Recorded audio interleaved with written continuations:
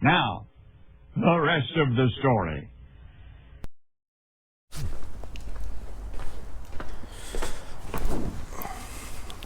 All right, welcome back.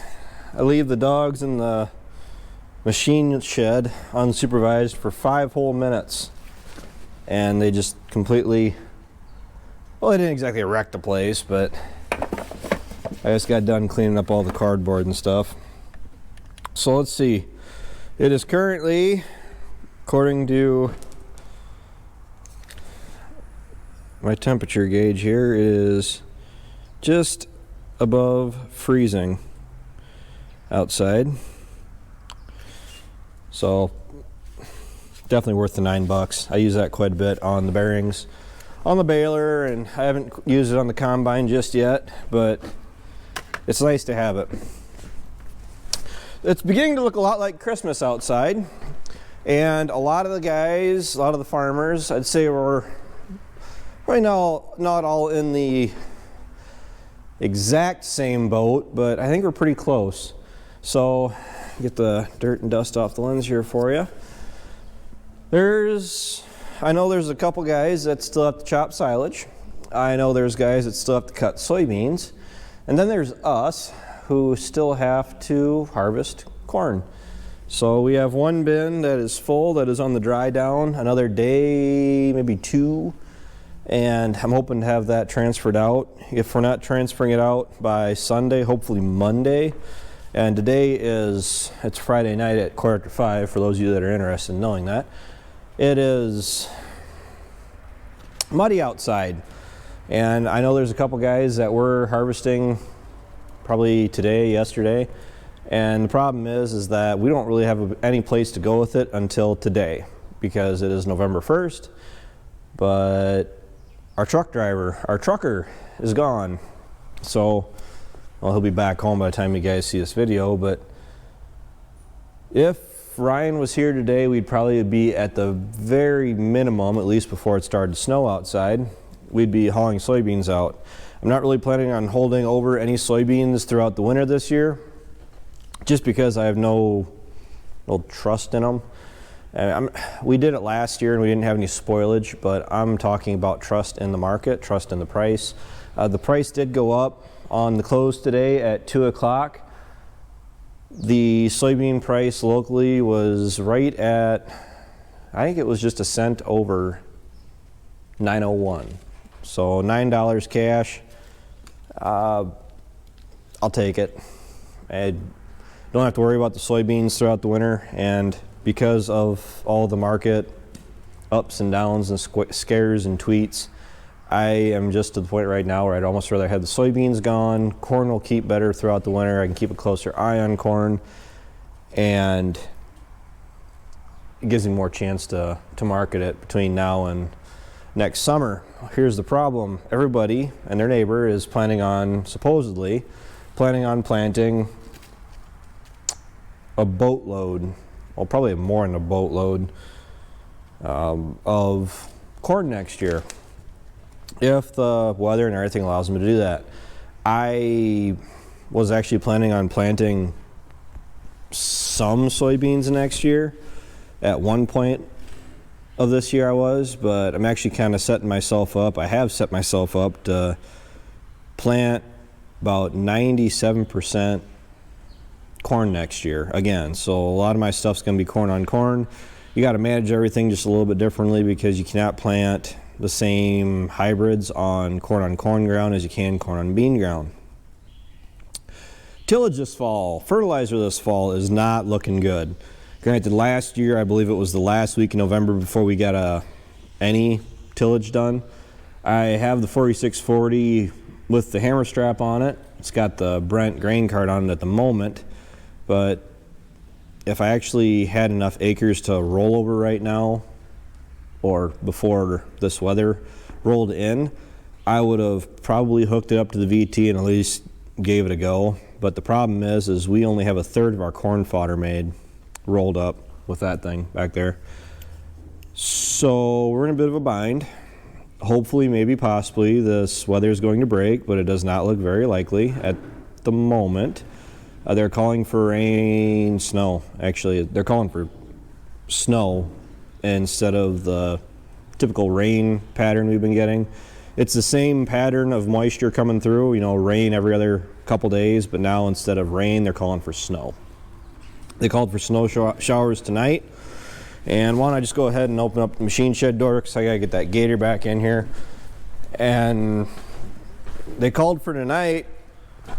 Granted, I'm not sure when the weatherman figures tonight is gonna begin. But we are getting another nice little white dusting over everything. It's already starting to accumulate a little bit right here. So we do have some implements that we would like to use. We're planning on using it this fall. I think one of them will be able to, but tillage might not happen this fall. Fertilizer applications, granted we never did too much in the fall outside of anhydrous in the past, but I was actually planning on maybe potentially possibly broadcasting all of my fertilizer this fall for next spring, so I didn't have to do it next spring. Sounds like if the ground freezes as hard as they're saying it possibly will this upcoming week, that's not going to happen. And I think we're getting pretty well to the end of the year. I mean, we got 2 months left. It's pretty much down to the wire as far as hoping this weather is going to turn around, because we have literally been saying that all year long, that, oh, just hopefully after this event, or hopefully after this week or next week, the weather will straighten out. Well, it hasn't. It has been a battle to farm. I'm fighting Mother Nature literally every step of the way this year, from planting to even, to feeding cattle and keeping the snow plowed off this winter back in January through March, to planting, which was done in a record pace. I don't think we've ever planted that quick before. And with the 12 row, planting significantly more acres than Dad's previous record. We planted in 4.5 days, the majority of the corn, and then an extra like 4 hours a week later to finish up. So the lion's share of our corn got planted about 4.5 days. Let's just go ahead and call it 5 days to factor in that last 60 acres I had to put in. And Dad's record with the 4 row planting 400 acres, I believe, was 7 days, and that was planting literally from the second the sun came up until it was completely dark outside with the 4 row. And I don't know if it was the 2955 or if it was that 2840. It may very well have been the 2840. Dad said that was his main go-to tractor before Grandpa bought that 2955, and it made for a very long week, but he got it done. So, what did Travis do today? I know I'm sounding kind of monotone, and this is probably more of a podcast. I honestly don't know what you guys want me to do about that. I can quit posting if you guys really want me to quit posting, but to keep doing the updates, the daily stuff like I've been trying to do, the videos you get are pretty much what I've been doing throughout the day. I don't have a camera to mount in my head. Even if I had one, I would not wear it. But I went through and I serviced everything today. I serviced the combine, the 76, the 82. I went through and greased the machine from front to back, cleaned the air filter out, blew out the radiators, and the only thing that's left to do is fuel it up. And I just don't feel like fueling everything up or pulling this back out. I think the Bobcat is, a non-issue. Just to go through and fuel everything up when we can start nice and early Monday morning, hopefully, and get everything fueled up, because the only things we're going to need is actually the combine and the 82. That's the current plan, is to actually try to get our distanced farms done this upcoming week. If the weather cooperates, it's looking like it might be, I'm not going to say it, but the goal is to basically hit this week pretty hard, ideally running all 7 10 whatever days we can, as long as the weather permits. And then we'll go through and actually work on the farms closer to home, because we can deliver to the elevator from Monday to Saturday unless they are running extended hours. They could possibly be doing that. I just haven't actually had to ask them. Sounds like they're not getting a whole lot of corn in. Sounds like it was mainly beans the last time Ryan was delivering, because when Ryan was running corn down there the other day, my corn down there the other day, he said that he did not have to wait. There was basically like 2 trucks, including him, that were actually delivering corn, and everything else was soybeans. A pretty good line of soybeans, but that was the last like decent running weather people had to cut soybeans. There's a lot in the area yet, a lot of soybeans in the area yet. I'd have chest pains if I had any soybeans out with this current weather forecast. There's guys that are actually kind of mumbling the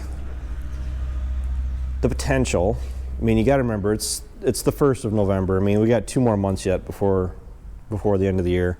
There are already people saying that it'll be March, April next year before they'll be able to get in to some of the fields that are still standing, be it if the ground's too wet or it's drifted too much, which drifting isn't too bad. I mean, it was pretty good right in front of the machine shed here, but it depends on their situations too. But there's guys that are already saying that if the weather turns too much more from here on out, they're looking like it may be even the dead of winter, where everything is frozen very solid before they can actually go through and get everything harvested.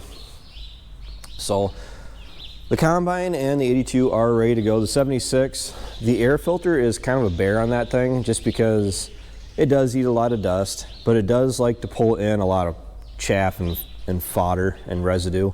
Granted, I did use it, I have been using it relatively heavy here the last, 2 weeks before this last week here. And even last week I was using it to haul a lot of grain.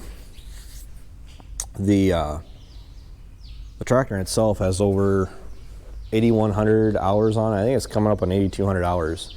Still running like a champ. It really is. I know I'm not in the market to buy a tractor right now.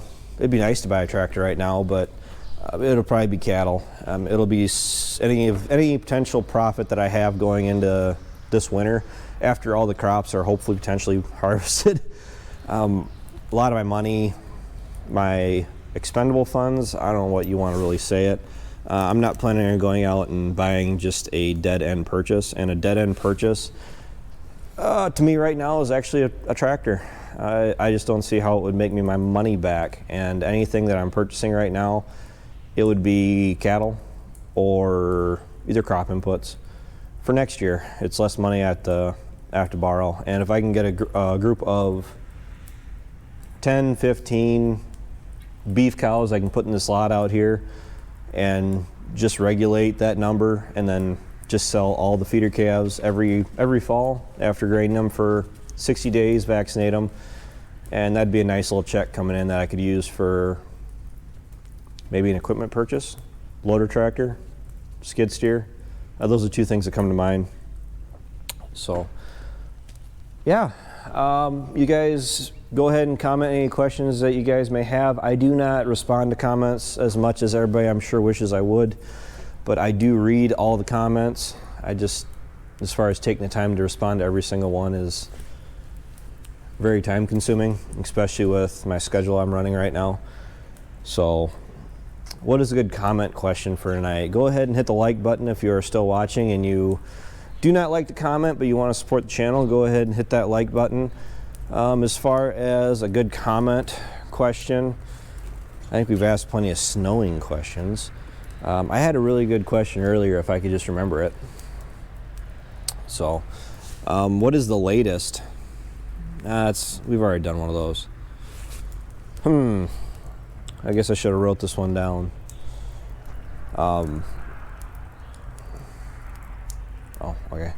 Yeah, see, I got the pup here is, I guess, going to be going home here in the next day or two, which is too bad because he likes hanging out with us. He just kind of does his own thing. So, oh, here's a good question. How heavy, and I know this is more towards my farmer viewers, But I just had somebody ask how big our round bales are. And I know exactly what they are because I just had 10 weighed across a scale. And the weight that I told him that they actually are really surprised this individual. So those round bales, those hay bales, the last hay round bales that I made, how heavy do you think those things weighed? 600 pounds? 1,000 pounds? 2 ton? 2,000 pounds? Go ahead and comment down below and see who gets it close. I will heart, like, love, whatever it is, any of the questions that are the closest. So good luck. So until next time, stay warm, get the snowmobiles ready. We might, instead of tracks, we might have to do the skis in the front of the tractors, so maybe we can get some steering down. That look kind of cool, wouldn't it? So take care, take it easy, keep in touch. I'll talk to you guys later.